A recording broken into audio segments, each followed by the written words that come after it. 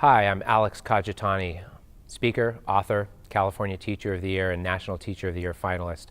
And I've had the amazing privilege this week to work with teachers all over Las Vegas just a day after the horrific shootings that have absolutely rocked this town. And I wanted to introduce you today to Jacob Schilleci. Jacob's a teacher that I met while I was doing some presenting over this past week, and he's just got an absolutely incredible story to tell. And so, Jacob, welcome. Thank you so much for being here. Now, tell us, you're an English teacher, Yep. high school English teacher. Yeah, I teach AP Literature and 12 honors at Northwest Career Technical Academy. Okay, and so you were actually at the concert when the shooting happened. Yeah, we tell us were about that? Yeah, we were at the concert, my fiance and I, and at the beginning, like we thought it sounded like the speakers were popping. If you've ever been to a concert, sometimes the speakers pop. And then we looked around and realized that wasn't it. And then once we saw the main performer run off stage, that's when we turned tail and just started running away. Wow, where did you run? Well, the first place we went, it was maybe about 40, 50 feet. There was a portable ATM machine, and we ran behind that, and there was an officer who I saw speak into his shoulder, into his walkie, saying it's coming from Mandalay. And so I look up at Mandalay and I see the muzzle fire and everything, and he's pulling me down, and so I'm pulling my fiance down. And the one thing that blows me away is how helpful everybody was during the entire thing. It wasn't pandemonium. It was just everyone was helpful.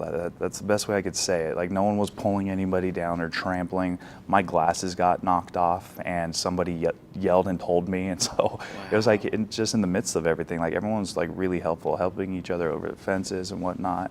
And so, yeah, I've been telling the story, what's been going on for the past week to all my students. And so that's one thing that I'm really trying to make sure people understand is people were just helpful through the entire incident. And that kind of blew me away, because in a moment of panic and fright like that, you would think that you're scatterbrained, you're not sure what to do, but everyone seemed as composed as possible. Yeah. And so it was actually really comforting to witness that. And so you were telling me earlier about some of the things that were kind of going on through your mind while you were running. Well, it's interesting what Tell me about happens. that. Yeah, it's interesting what you think about when you're literally running for your life. First, I was thinking about my parents, my brother, making sure that my fiance was okay. But then I'm running across Tropicana Boulevard, and I'm thinking I need to get my lesson plans in. Yeah. My principal is going to be upset if I don't at least call, So it was just really weird on what I was thinking about in the middle of this whole thing. Well, you are a true teacher. And so you did not go into work on Monday, the next morning. The only reason I didn't, my car was parked at the Mandalay Bay Hotel, and I had no way to get to work. Wow. And so I came back the next Monday, the next day, and was able to retrieve my car. But if I had my Jeep, I probably would have ended up going to work. Yeah. And how were you feeling that Monday morning? Just a little, not so much confused, but just cloudy, just kind of floating about the day. I know what I needed to get done. Still wrote up some lesson plans when I got home, emailed them. Yeah.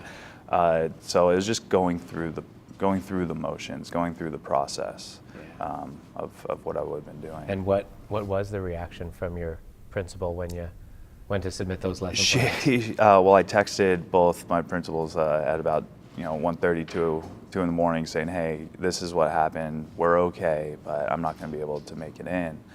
Got a pretty quick response saying, "It's okay. We got you covered. You're good." And then when I showed up Tuesday, my principal, gave me a nice hug and said, "Thank you. We're glad you're safe." Tell Ashley, my fiance, that our heart goes out to her as well, and you can take the week off. It's okay. And how I feel is I like being present in my classroom. I try to be as absent as least as possible, because I like being the one delivering my lessons, and because I feel that they could get away, or they could get across how I intend them. And you being a teacher as well, if it's a little bit of a dice roll sometimes when you leave lesson plans for somebody else.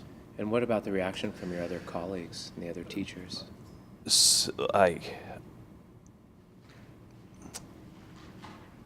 I want to say surprisingly, because and I don't expect it, but they were beyond supportive. I've been receiving emails all week from some of my colleagues saying, look, if you want to take a period off, let me know. Wow. I'll cover your class.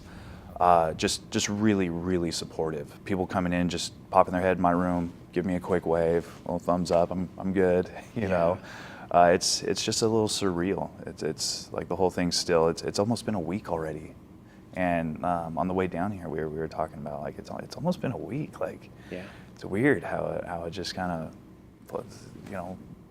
how we got through the week, because it just seemed like there was a lot going on.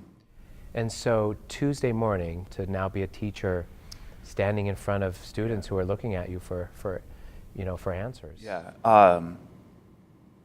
I felt and again, being a teacher, you understand what I'm talking about. It was like a power position. I have a moment right now to actually talk. I teach literature. I love talking about books and analyzing writing and all that, but I also appreciate, and it's one reason I teach seniors, is that, like, I call it like real talk. Like, let's talk about what's really going on in the world, and I don't have any issues about putting curriculum aside to actually talk about serious events like this.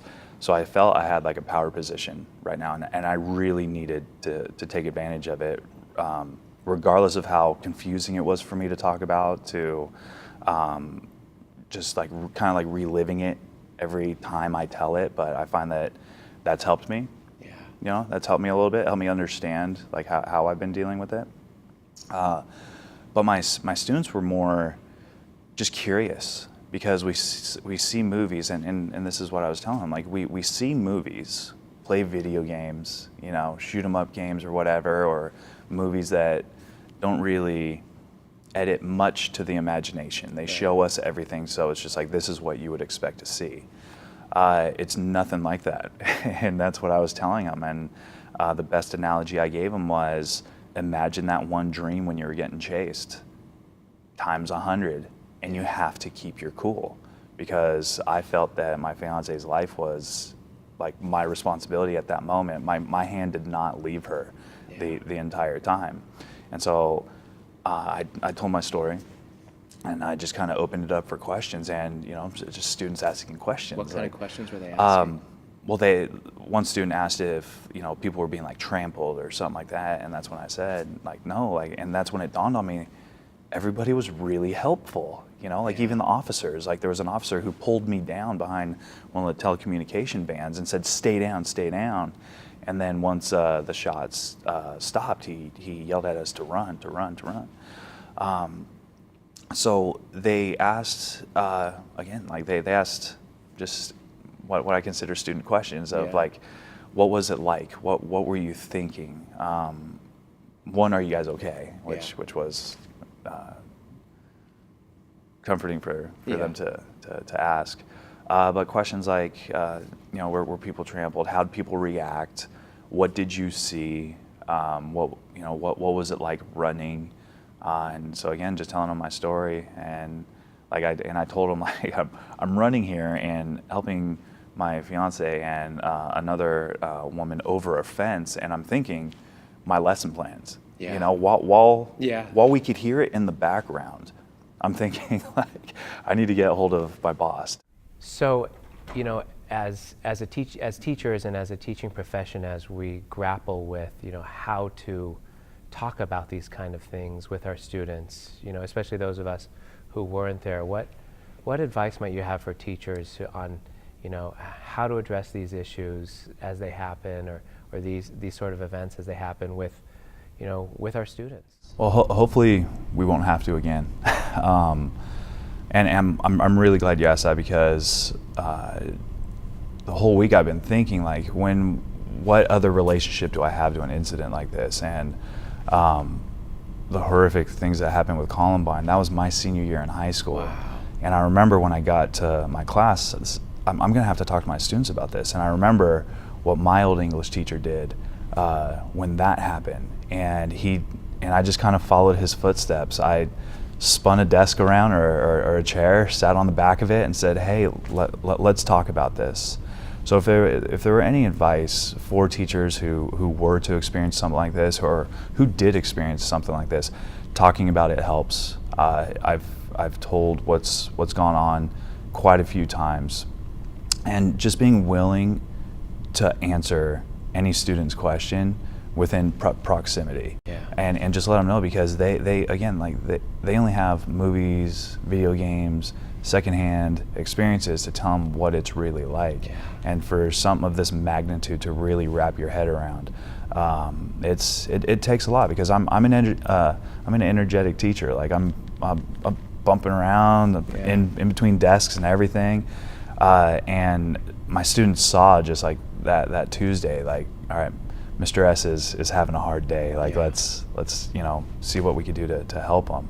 But for teachers, it's just being honest and answering from the heart. I have no problem getting emotional in front of my students. It happens a couple times a year.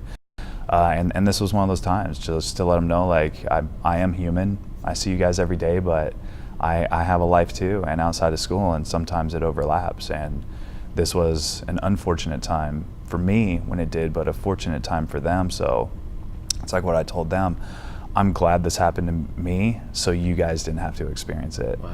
And so that's when a couple of the kids came up to me, gave me a hug. I received a couple thank you cards from parents saying thank you for taking the time to speak to my child about this in the setting.